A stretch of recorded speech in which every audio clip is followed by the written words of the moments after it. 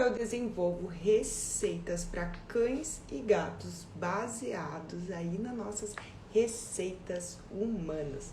Hoje a gente vai falar sobre releitura, que nada mais é do que a gente transformar algo que já é muito conhecido em algo novo, né? A prática da releitura é ela que vai fazer aí você tornar toda a forma criativa e inovadora.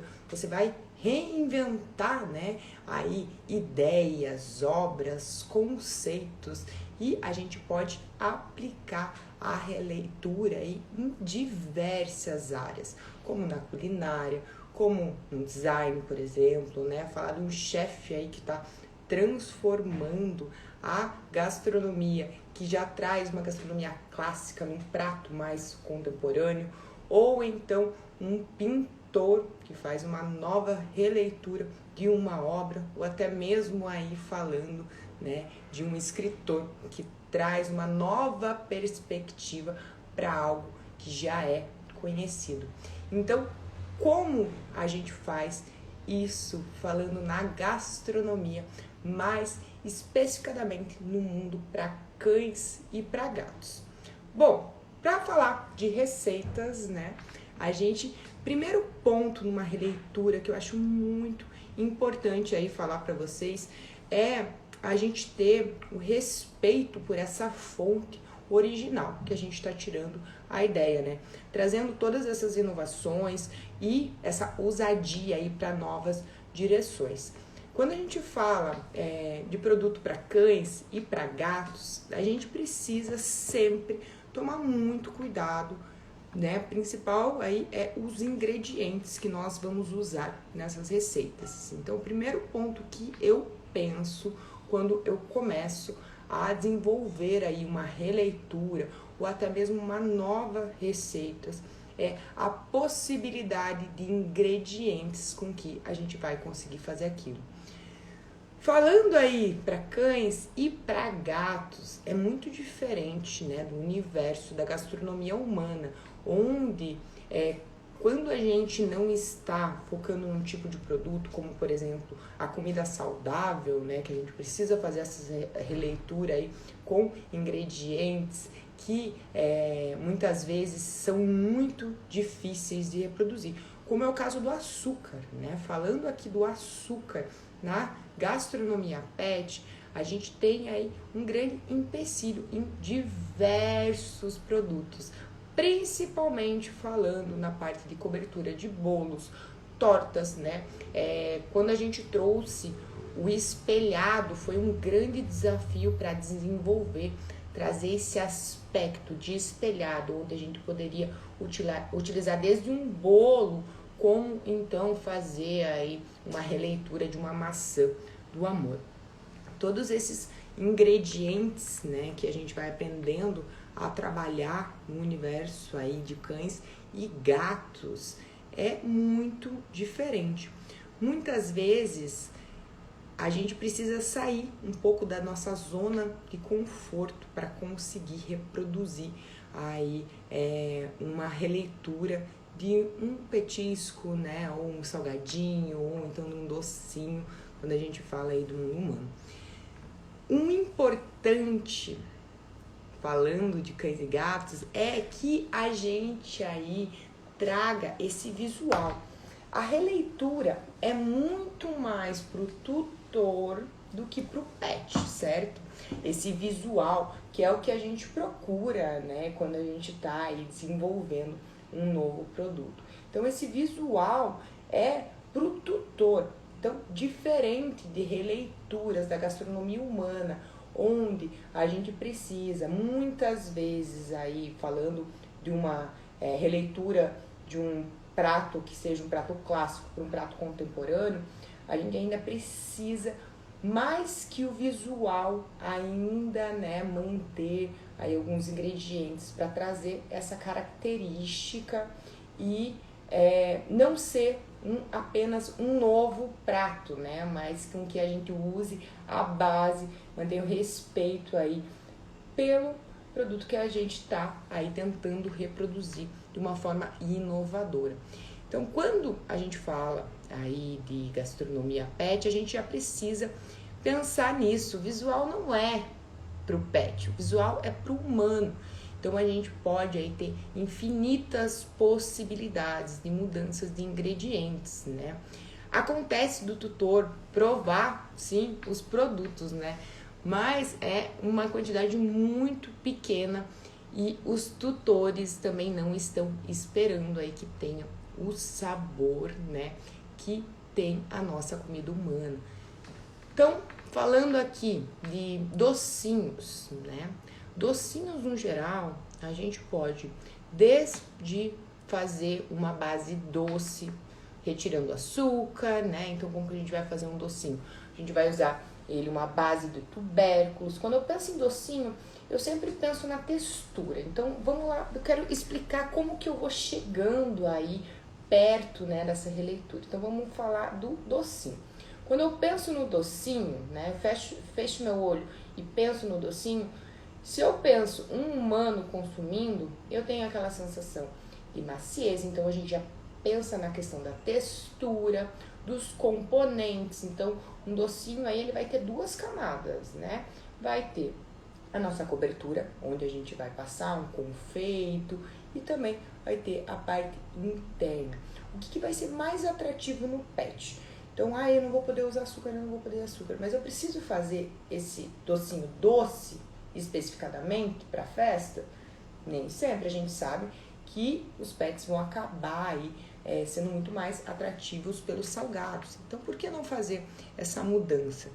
Então, esse visual, a questão da textura, é muito mais importante para o tutor nesse momento, tá? Do que o sabor, essa mudança de texturas. Então, eu já penso em um docinho, imaginando que ele precisa aí ter essa macieza, essa textura, que quando a gente morde, ele fica as marcas dos nossos dentes, o docinho, não é verdade? Então, eu já imagino isso. Com que tipo de produto eu consigo manter essa estrutura, né? Então, falando de tubérculos, nós temos diversos tipos de tubérculos aqui para usar nessa base. Mandioca, batata doce, batata salsa, inhame. Então, aqui são texturas que a gente vai conseguir muito parecida aí com o nosso docinho. A gente precisa saborizar ele. Então, a gente vai ou inserir um pouco de proteína já grelhada, carne bovina, frango, lombo suíno, um pouco de peixe, né?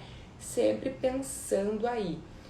Como que eu vou cozinhar esse tubérculo? Se eu cozinhar ele em água, ele vai ficar muito úmido. Como eu vou fazer para dar o ponto dele? Eu vou ter que adicionar farinha.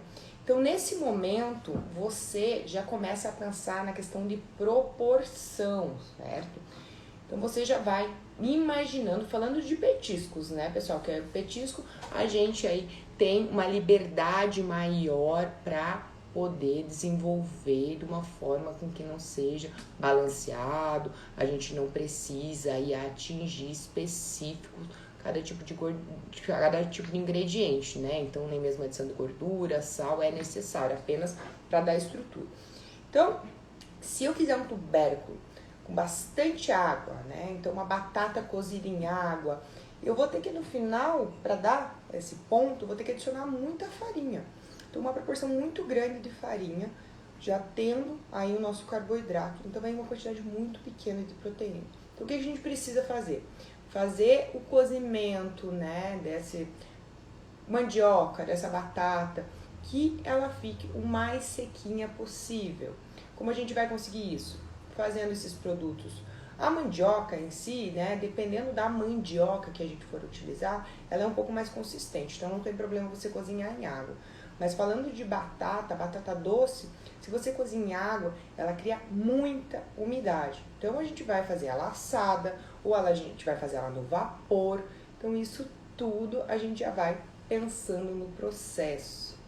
Questão de quantidade. A primeira vez que eu faço uma receita, eu disponibilizo o meu mise en place, né, colocando, então eu escolhi a batata doce, escolhi o frango desfiado, escolhi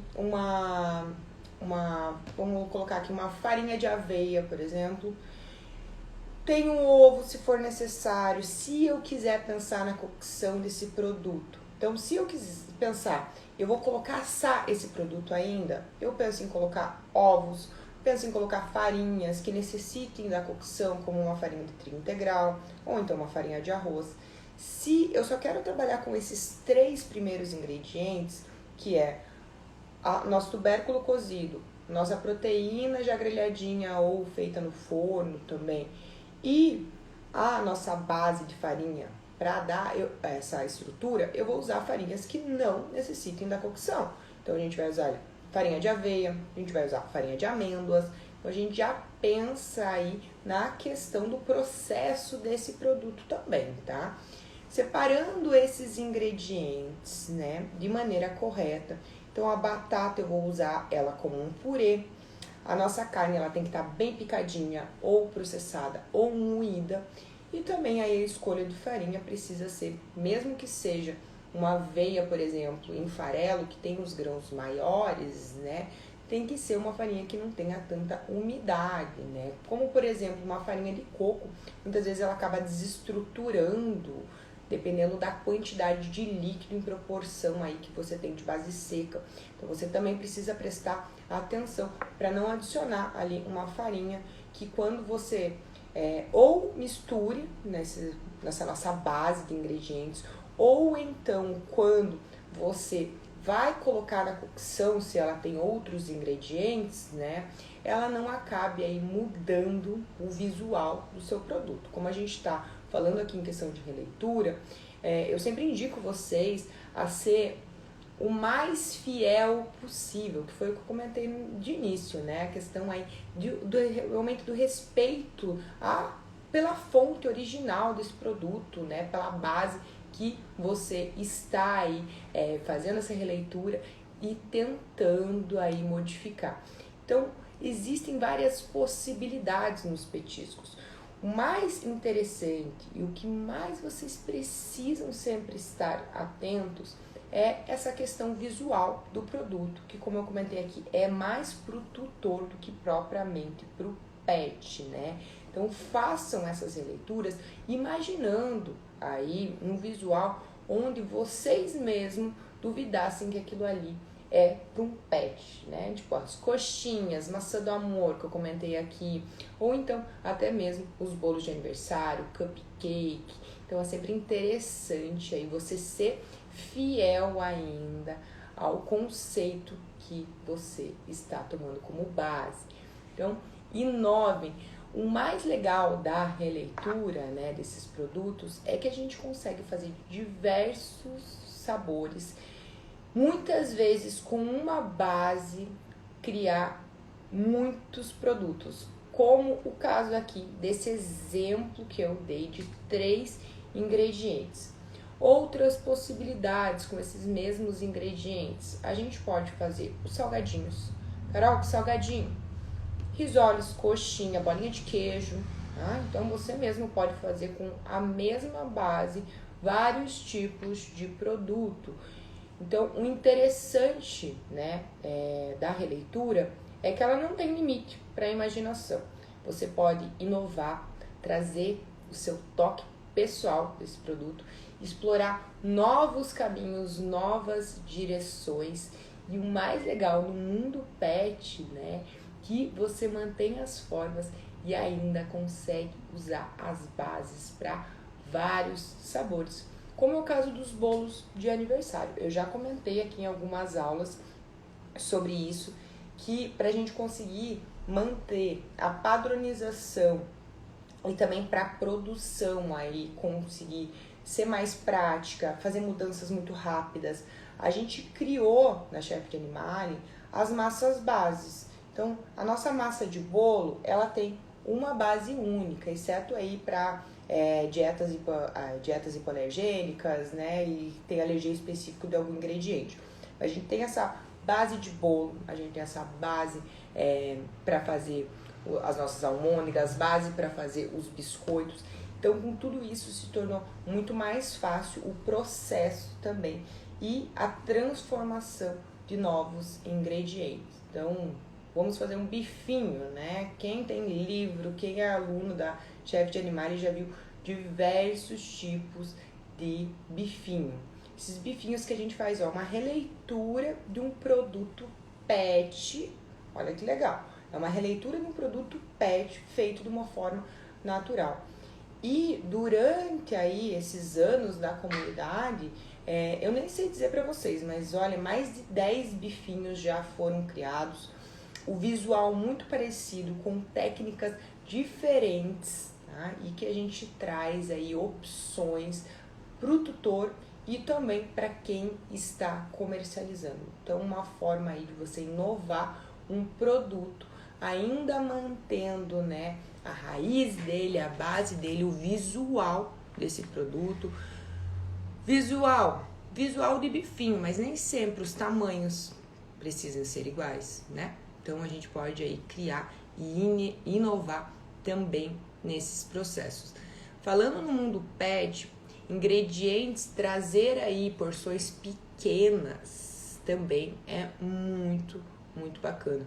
Como é o caso do nosso mini cupcake. A gente tem o cupcake no tamanho tradicional, mas a gente também tem o mini, que são para cães pequenos. Então, de uma mesma massa, ó, da mesma massa de bolo, eu consigo fazer cupcake, eu consigo fazer muffin e outros aí demais produtos. Então, é importantíssimo, quando vocês forem criar alguma coisa, imaginar toda a percepção. Então, você está pensando num produto humano, lembra da textura desse ingrediente, vê toda a composição dele, começa a ver produtos que podem trazer o mesmo resultado, que pode ser outro produto totalmente diferente. E muitas vezes essa mudança do produto aí acaba mudando todo o processo. Como o exemplo que eu já dei aqui hoje, que eu vou falar dos nossos docinhos e todas essas bases de espelhados, que foi aí uma inovação, né, que a comunidade Chefe de Animale trouxe para os nossos alunos, e também dentro aí desse processo todo foi uma criação da comunidade, né, foi eu que tive a ideia, mas eu fui muito desafiada também para conseguir fazer isso. Então, todo mundo queria, e uma coisa extremamente simples, que é a gelatina incolor, cheia de benefícios para os pets, né? Então, sem nenhum perigo, a gente conseguiu aí uma base muito fácil de você colorir também. Então, a gente conseguiu aí uma inovação em um produto que no final aí a gente acabou utilizando essa mesma base para fazer diversos outros produtos. Então, isso que é o legal da confeitaria pet. Na hora que você descobre um tipo de ingrediente, uma modificação, você vai usar isso para muitas e muitas coisas, tá? Então, olha, eu tô vendo as alunas aí, o pessoal que já garantiu a comunidade por mais 5 anos. Fico muito feliz aí, carinhas que eu já vejo faz muito tempo, né, aqui comigo. Fico muito feliz de vocês estarem aí nesse projeto com a gente agora por 5 anos, virar especialistas da comunidade Chefe de Animale. Muito obrigada pela companhia. Beijo para as meninas aí da comunidade também. Hoje veio a aluna aqui, vi no grupo. Infelizmente não tirei uma fotinho com ela, mas na próxima aí que os alunos vierem aqui e a gente puder estar presente, né? Quem vir também avisa, pessoal. Avisa que eu e a Betina, a gente sempre tenta estar aqui, uma de nós pelo menos, para visitar vocês, tá bom? Muito obrigada pela companhia. Tenham uma ótima terça-feira e até amanhã. Tchau, tchau!